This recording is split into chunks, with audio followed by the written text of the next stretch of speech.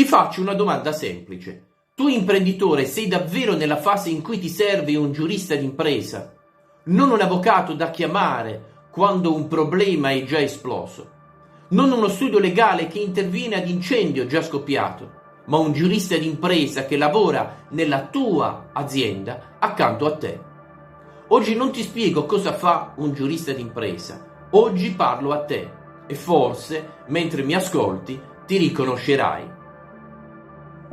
Primo segnale: stai crescendo e senti che qualcosa non è più sotto controllo. Hai iniziato in modo agile, poche persone, decisioni rapide e fiducia diretta. Poi la tua azienda comincia a crescere, nuovi collaboratori, nuovi contratti, nuovi clienti, nuovi fornitori e magari nuove sedi.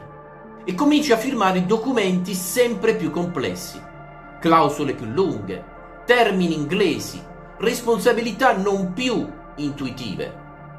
E comincia a sorgere nella tua mente una domanda: ma sto firmando qualcosa che mi espone? Ecco, se ti poni oggi questa domanda almeno una volta al mese, forse sei entrato in una fase diversa. Il giurista d'impresa lavora all'interno di un'azienda che non è più soltanto una bottega, ma non è neanche così grande da strutturare un ufficio legale interno. È una sorta di terra di mezzo dove sei troppo grande per improvvisare, ma allo stesso tempo troppo piccolo per assumere un legale full time. Secondo segnale: passi troppo tempo a spegnere problemi. Dimmi se ti riconosci.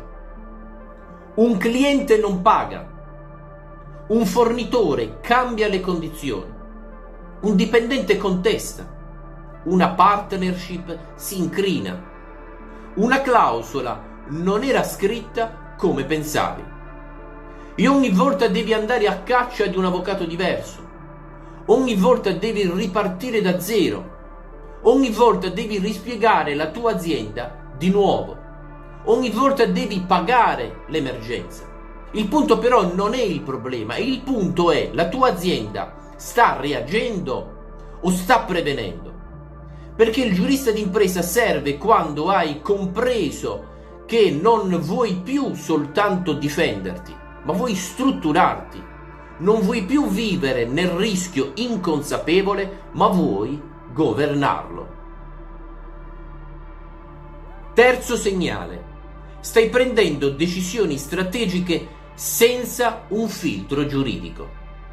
Apri una nuova linea di business, firmi un contratto importante, entri in un marketplace, accetti condizioni generali imposte da un grande player, valuti un socio, strutturi un sistema di incentivi e ti chiedi: ma c'è qualcosa che non sto vedendo? Perché il diritto dell'impresa non è solo contenzioso, è struttura, è organizzazione, è potere decisionale scritto bene, è prevenzione di conflitti tra soci, è protezione del margine. Se il tuo fatturato cresce, ma la struttura della tua azienda resta quella di 5 anni fa, c'è uno scollamento e questo scollamento prima o poi presenta il conto. Quarto segnale: il rischio non è più solo economico, ma reputazionale. Oggi basta poco: una gestione superficiale dei dati, una clausola vessatoria, una informativa incompleta, una policy assente. E non è soltanto una questione di sanzioni, è una questione di immagine, è una questione di fiducia, è una questione di credibilità sul mercato. Se lavori con clienti strutturati, se partecipi a gare, se dialoghi con gruppi più grandi, ti verrà chiesto: avete questo? Avete quello? Avete una policy? Avete un modello? Se la tua risposta è vediamo, sei già in ritardo. Il giurista d'impresa serve davvero quando il diritto diventa un elemento competitivo e non più soltanto difensivo. Ma attenzione, non serve a tutti. Te lo dico con franchezza. Se sei in una fase iniziale, se sei in una fase esplorativa, se hai un volume di operazioni limitato e controllabile, probabilmente non ti serve, non ancora. Ma il giurista d'impresa non è un lusso, non è un accessorio, è uno strumento di governo. Serve quando la complessità supera la tua capacità di gestirla con l'intuizione. La vera domanda non è se mi serve un giurista d'impresa. La vera domanda è: sono strutturato in modo adeguato alla fase in cui mi trovo?